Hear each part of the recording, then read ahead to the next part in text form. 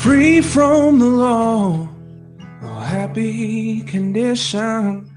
Jesus has bled, and there is remission. Really, if you go away, not a new covenant theologian, that won't be the end of the world. But if you Take two.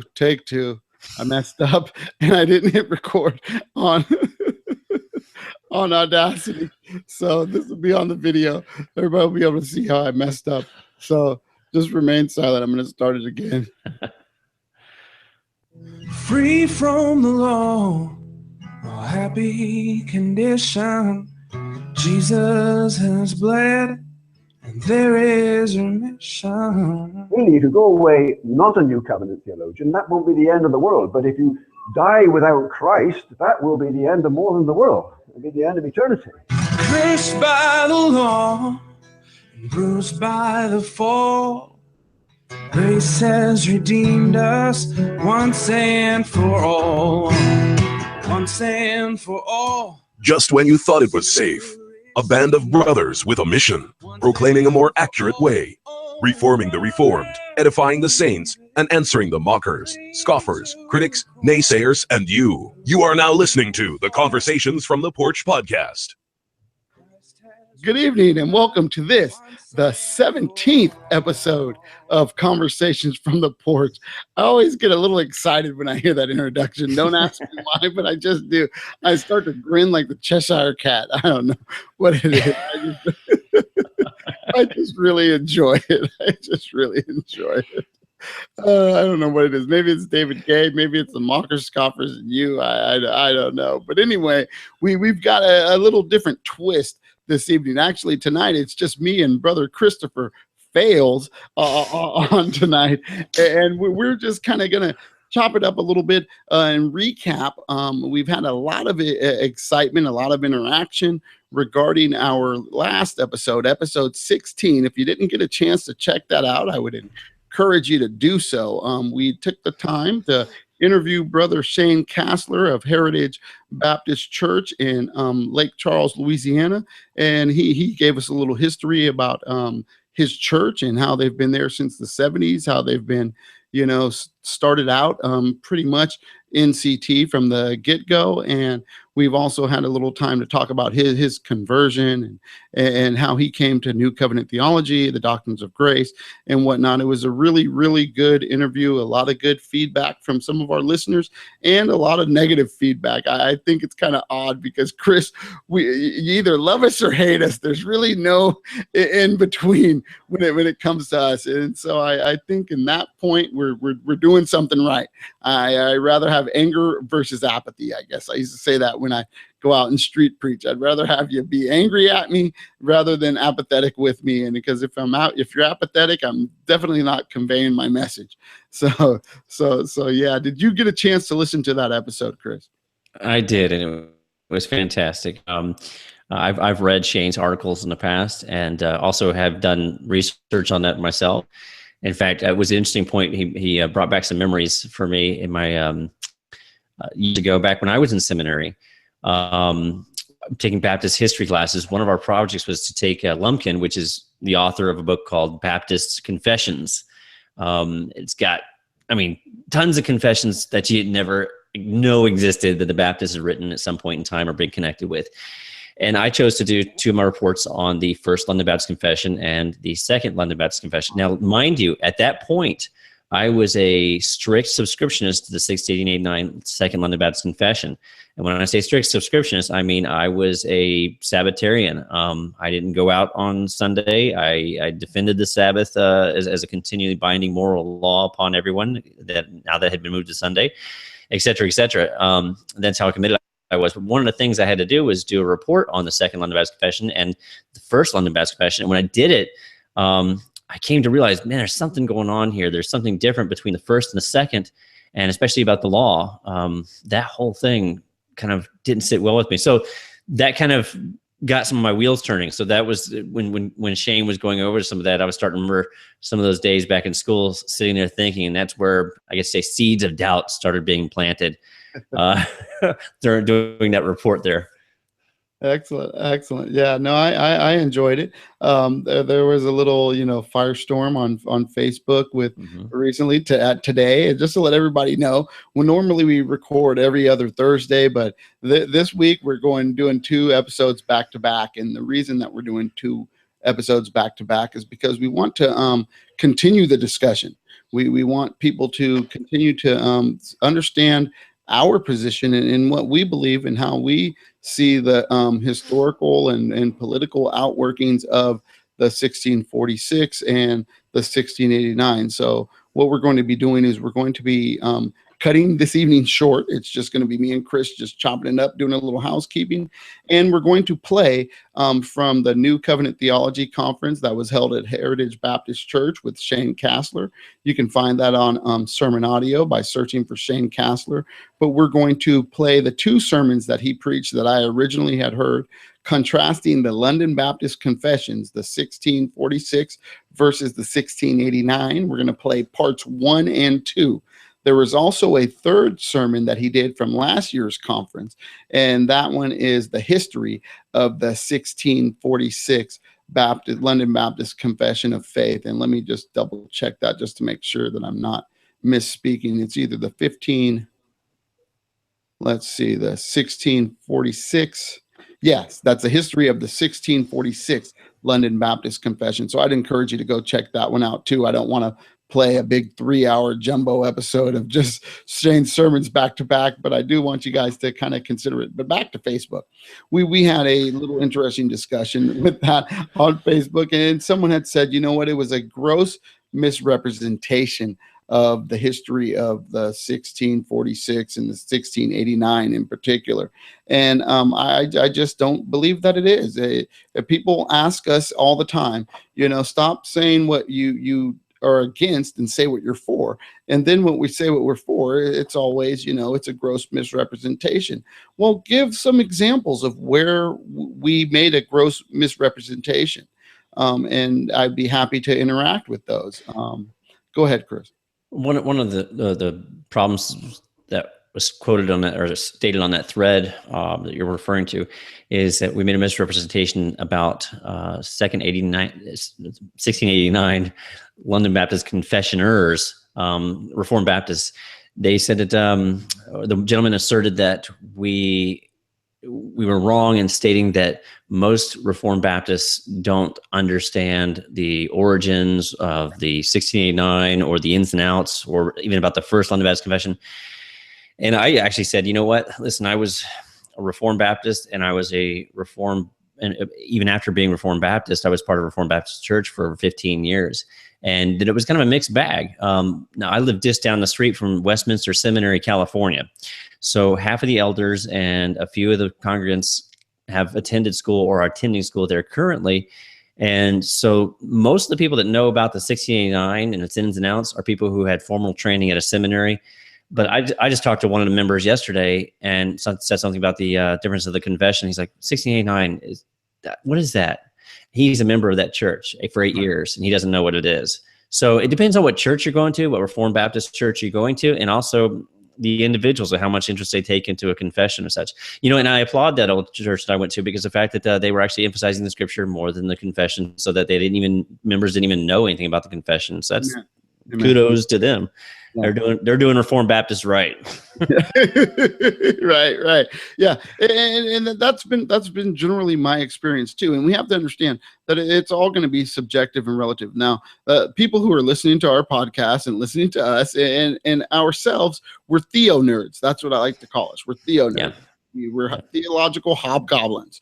And so, we may know the history, but if you take the run of the mill church, pew warmer, and you ask them, tell me about the differences between the 1646 and the 1689, they're not even going to have a frame of reference usually for the 1646. Other than that, there has to be a first Baptist confession of faith because there's a second Baptist confession of faith. And if you ask them about the 1689 and the history of that, generally speaking, and you can call it a hasty generalization if you want, but generally speaking, most are not going to know the political climate and the historical climate in which they were penned. Yes, they may know that, you know what, it is a almost carbon copy of the Westminster. That is true. That's general knowledge that most people do know. If they've heard of the 1689, they know that it's very comparable to the 1646 Westminster Confession of Faith. They are going to know that it was borrowed. Go ahead, Chris. And most people don't know about American history these days. They're not going to know about church history these days. And it's unfortunate, but I mean, you can who are the Anabaptists? Who? Yeah. Right. Well, the Anabaptists, they were heretics. That's right. I know that. I know that. They were heretics. Didn't they take over some German town or something like that? Try to bring heaven on earth. You know what? That's a great point, because most probably don't even know that. No.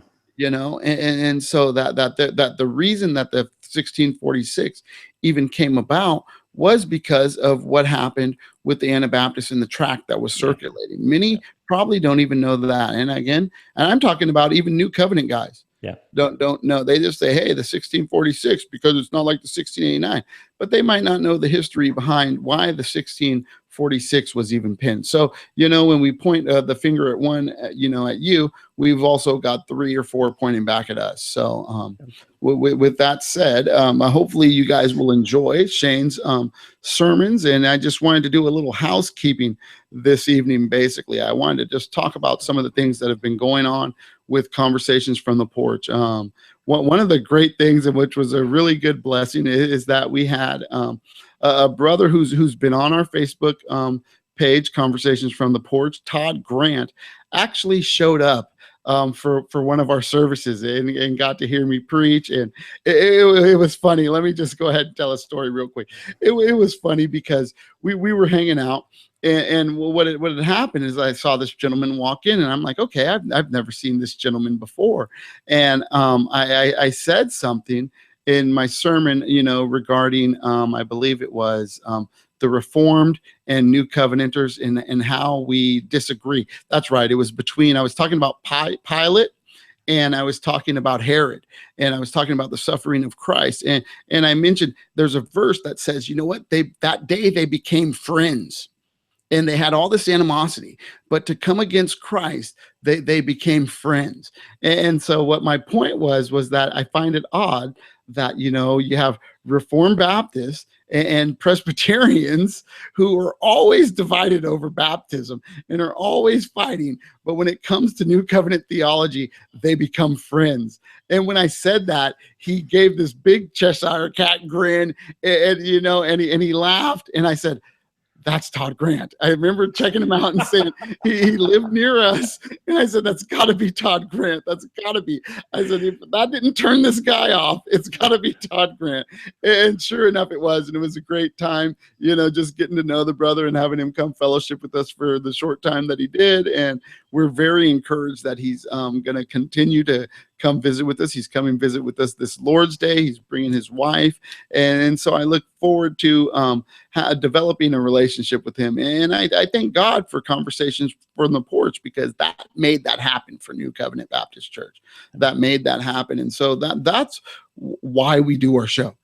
That's why I put my church's name behind it. That's why I hosted on my church's YouTube channel, because that is what we want to do. We want to grow the church. We want to expand the knowledge of New Covenant theology. Whether or not you become a New Covenant theologian, that's on your own, but at least promote what we believe and why we believe it. And so with that, I just wanted to remind folks that last time Shane mentioned that he had a conference coming up in October. I'll get more details for that.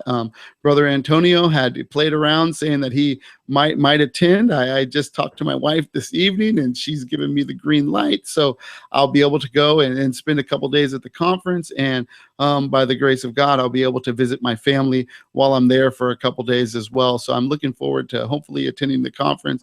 If any of you guys are in the area, I'll get more details. It's in October, and hopefully you'll be able to attend. It's free of charge.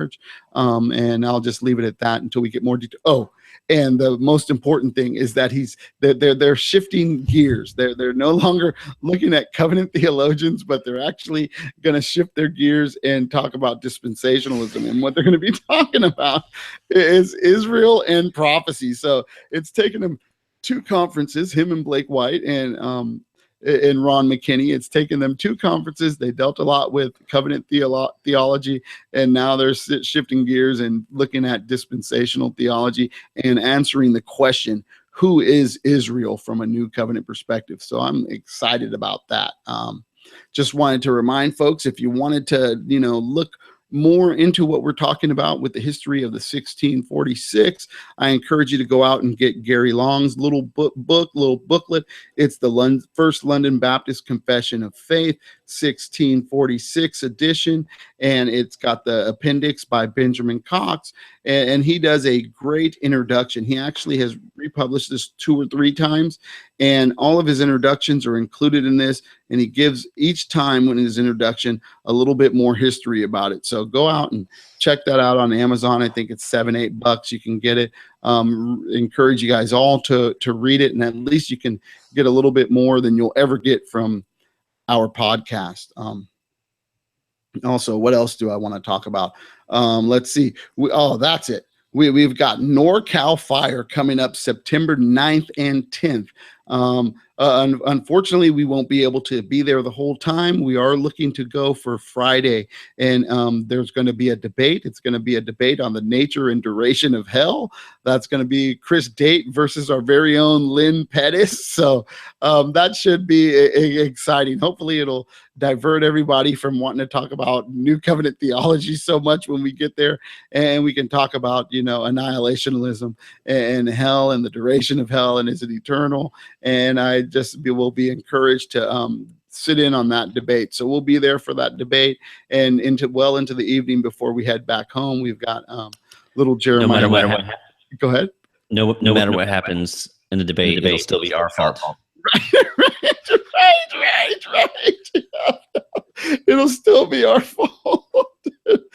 Whatever it'll happen, and we'll have misrepresented someone by the end of the day, and claimed straw man.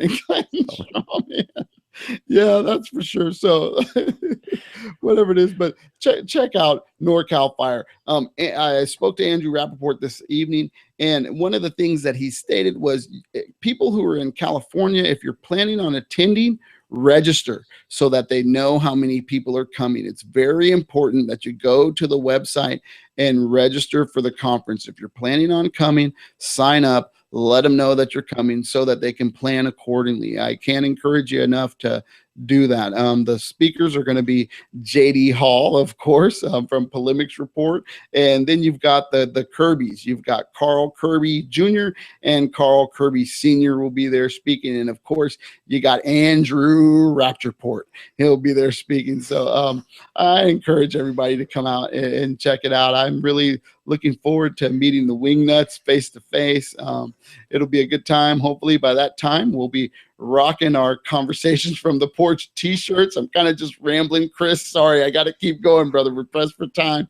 Yeah, that's right. We got the NCT Porch t-shirts, but we also got some Conversations from the Porch t-shirts that Wrath and Grace have been so gracious to us to do as pre-order. You can pre-order those t-shirts by September 2nd. And so I'd encourage you, if you want to help support us, if you like what we're doing, go out and buy a t-shirt. It's $20 t-shirt. I understand times are hard, but it would be a real encouragement. We do get some of the proceeds from the t-shirts. They're pre-order. It hasn't cost us anything out of our pocket. Johan has been really gracious to us to try and get this started. My daughter did the logo.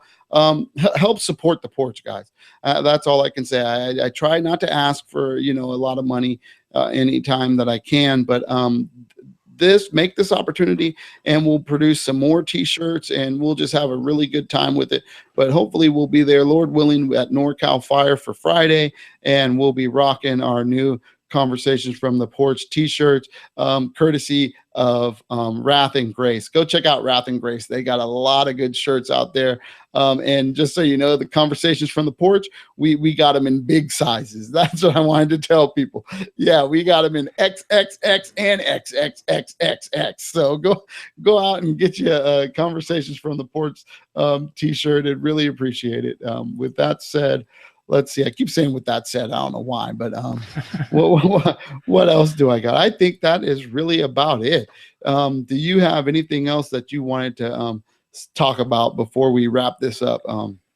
Just want to say that if you enjoyed our last guest, you need to stand by because we got a special guest coming on for you who we're actually getting ready to talk to in about 5 minutes. Yeah. And just to give you a hint, he's 8 hours ahead of our time. Amen. Amen. That's right. And by the way, if you haven't heard, David Gay we talked about a lot that he has his books for 99 cents, his Kindles. You can get them on Amazon. He has done something amazing. And you guys have no excuse to say you don't want to study NCT or you can't spend money on studying an NCT book, because I believe it's davidhjgayministry.com. Go ahead, tell us what the website is. I believe it's davidhjgay.com. Yeah. What he's done we'll post it. Yeah. A few weeks ago, he released his PDFs. And so all of his writings in PDF form have been uploaded to this website. Well, this week he announced that they're all EPUB. So now you can get them for your iBooks. I'm not sure if EPUB works for Kindle or not, but you can definitely get it for iBooks. So you can load up your iPad with all of David Gay's works. All of his sermons, all of his videos are going to be found on this website. And he's doing it absolutely for not a red penny. So if 99 cents was too expensive for you, go check it out. They're all free. They're all available up there. Find a topic that you like and just dig in. That's what I would encourage you to do. Just dig in. It's amazing that he's put all this stuff for free. I mean, it was already amazing that it was 99 cents, but it's redonkulous that he's putting it out there for free. Yeah, redonkulous. That used to be a word that we used to say. I got to check to see if that's a proper word. I was trying to think, is that a proper word? But I guess it is. Yeah. So redonkulous. It's ridiculous and more than that. So with that said, we're going to be signing out. I was looking at Chris. With that said, do you have anything else, Chris? Go. Nope. We got to rush on over to the other one. Yeah. Okay. So with that said, hey, God bless, guys. Thank you for listening. I hope you enjoy the sermons, and we'll catch you next week. All right. God bless.